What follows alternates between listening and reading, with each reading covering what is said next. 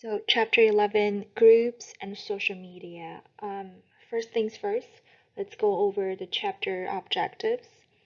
There are 6 things that you need to understand by the end of this chapter. First, other people and groups, especially those who possess social power, influence our daily decisions. Second, marketers oftentimes needs to understand consumers' behavior rather than a consumer's behavior. Right? It's a group. Third, members of a family unit play important and different roles and have different amounts of influence when a family makes purchase decisions. And fourth, word of mouth communication is the most important driver of product choice. Fifth, opinion leaders' recommendations are far more influential than those when we decide what to buy. And last but not least, social media changed the way how we learn and select products. So these are the 6 chapter objectives for groups and social media. Now, in different kind of social settings, whether if you're in a fraternity, sorority, or if you're in a class, in a student club, in an organization, we want to fit in to with the desirable individuals or groups, and that is our primary motivations for many of our consumption behaviors, beliefs, and that would impact the way how we form our attitudes. So the social identity theory argues that each of us has several selves that relate to the groups. So those linkages are so important that we think of ourselves not just as I, but also as we. So in numerous experiments that employ the minimum group paradigm, researchers show that even when they arbitrarily assign subject to one group or another, people favor those who wind up in the same group. So the cues that we use to decide if we should identify with and thus trust others may be quite subtle. So for example, if people who simply eat the same thing like, trust, and cooperate with one another may be more than those who don't, right? So if you share the same, eating habits, that might increase your trust and cooperation between each other. Now, social power, we oftentimes hear the term social power. So the social power really describes the capacity to alter the actions of others. So there are 6 classifications of power, of the power basis. Let's go through the 6 classification one at a time. First, referent power. So referent power happens if a person admires the quality of a person or a group, and then they try to copy the referent behaviors. So referent power is important because consumers voluntarily modify what they do and buy to identify with a referent, right? So monkey see and monkey do. Now the second classification, information power, happens when a person possesses information power simply because he or she knows something others would like to know. Now, the third classification, legitimate power. So legitimate power is a uniform, confers, wields authority in consumer context, including teaching, hospital, where medical students don white coats to enhance their standing with patients. Okay. Expert power derives from the knowledge one possesses about a content area, right? Show the expertise about a certain product. Reward power, a person or group with the means to provide positive reinforcement has reward power. Coercive power, so we exert coercive power when we influence someone because of social or physical intimidation. So these are the 6 classifications of social power.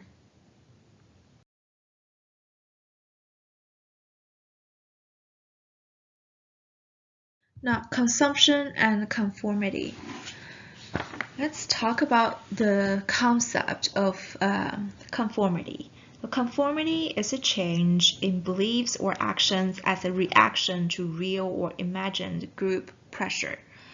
So for a social to function, the members develops different norms or informal rules that govern behavior. So here, if you look at the graph here, a change in beliefs or actions as a result of group and social pressures. Look at the x-axis. This is the size of a group, and the y-axis is the percentage of conforming judgments. So as you can see, if we increase the group size, let's say from 1 to around 3, right? So usually 3 is the optimal number that would increase, that you would usually get the highest conforming judgments without a great group size. So as you can see, if you continue to increase the group size from 3 to 4 or to 6 to 8, yes, the conforming judgment would increase just a little bit, but not too much. So in this case, remember the group size 3. 3 is usually the optimal number in any kind of, if we want to get the optimal effect of conforming judgments. Group size of 3 is the best.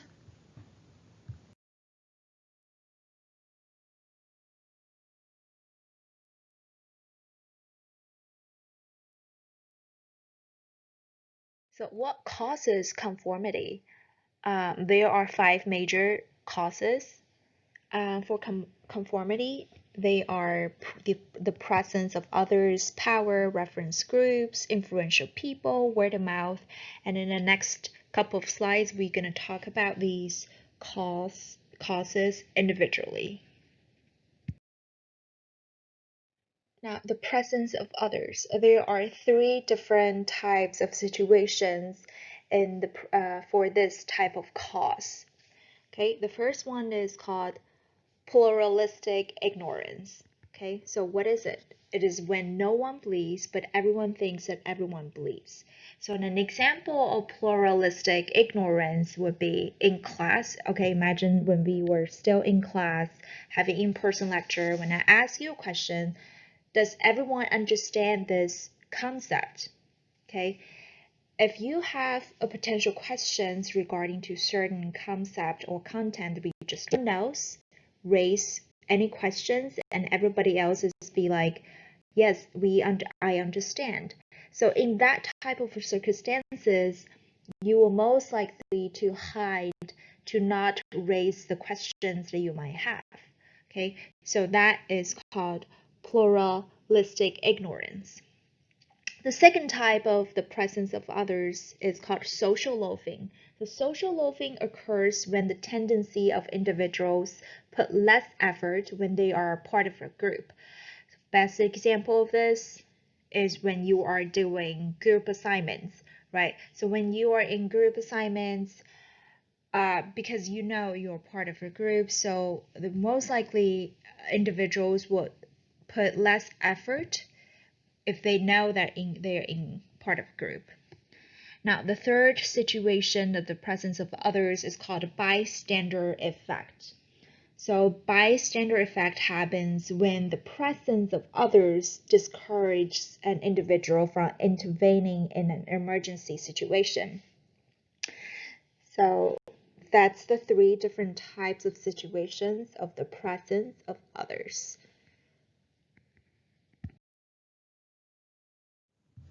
Now, the reference group is an actual or imaginary individual or group that significantly influences an individual's evaluations, aspirations, or behavior. So, although two or more people normally form a group, we often use the term reference group a bit more loosely to describe any external influence that provides social cues. So there are three different types of reference groups. Let's talk about each one at a time. So a membership reference group consists of people that we actually know. So in contrast, although we don't know those in an aspirational reference group, but we admire them anyways. And last, we also deliberately do the opposite if we want to distance ourselves from the avoidance groups, right? So the avoidance groups are the groups that we don't want to be associated with. These are the three different types of reference groups.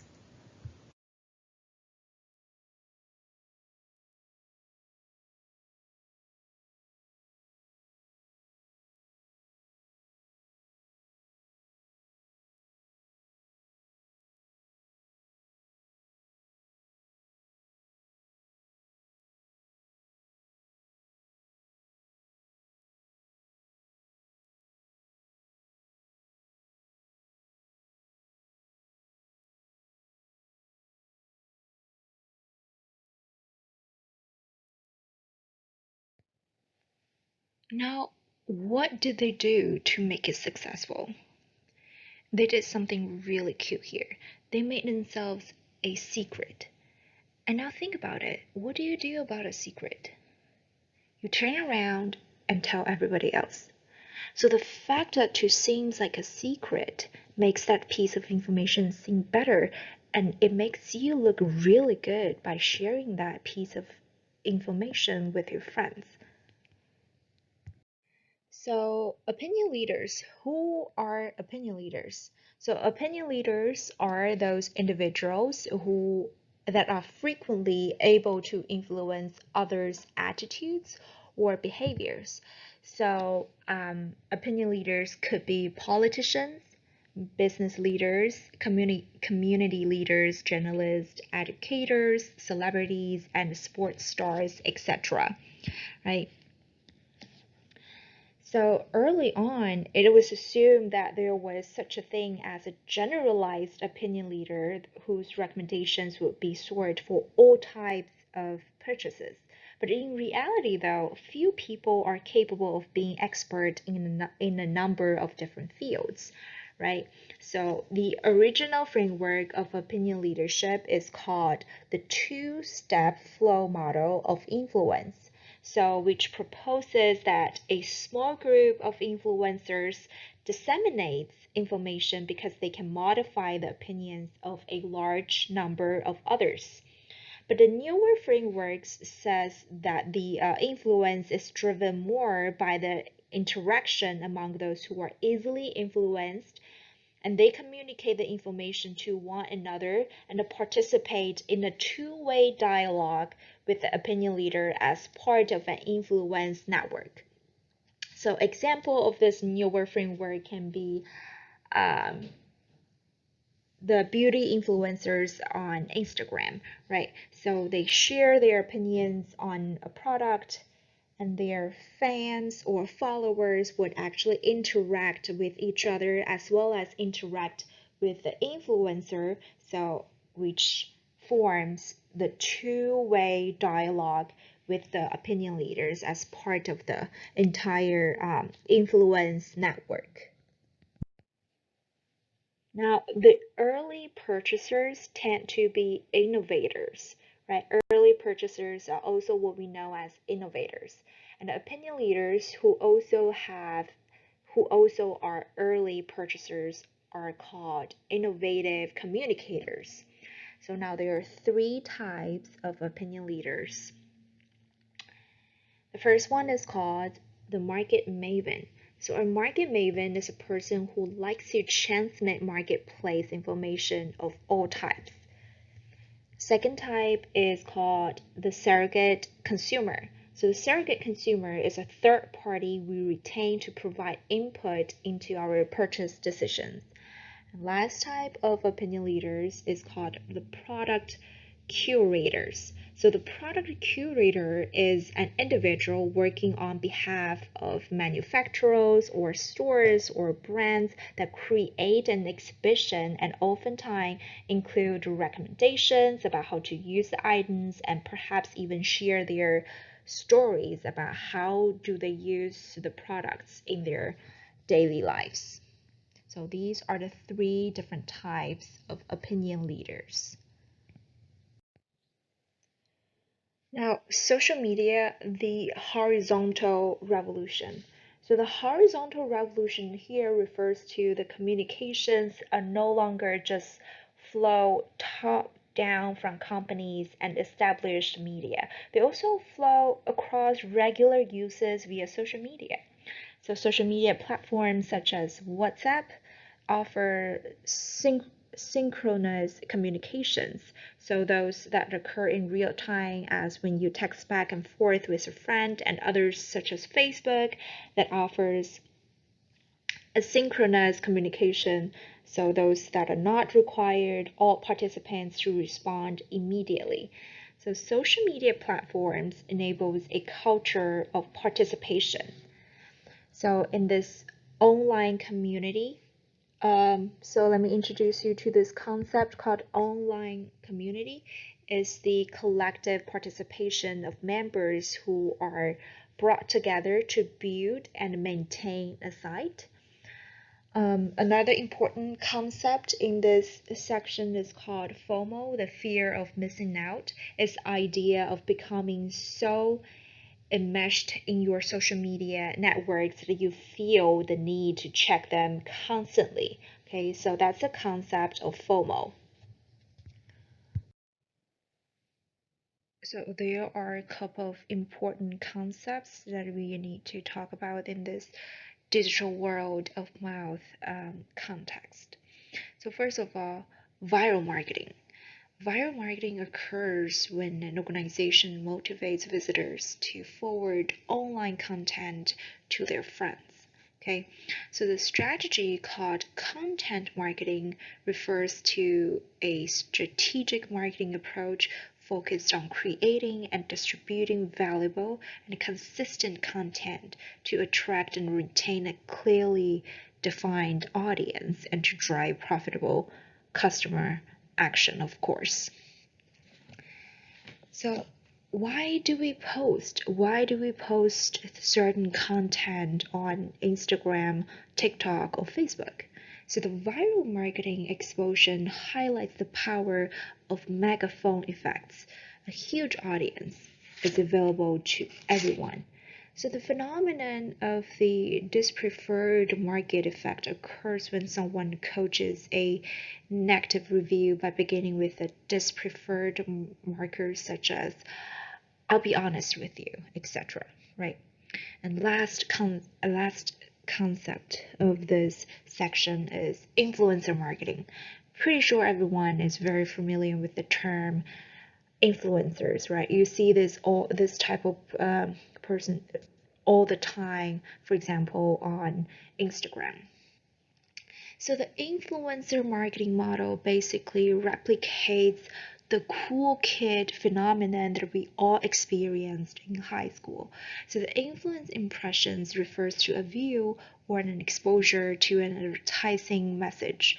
Now, 6.2% of social media users are responsible for 80% of the brand mentions. So these influencers are known as mass connectors. So what kind of effect, what kind of theory can you think of based on these numbers? The 80-20 rule that we've covered since day one of our consumer analysis and behavior class, right? 20% of the audience are responsible for 80% of the sales.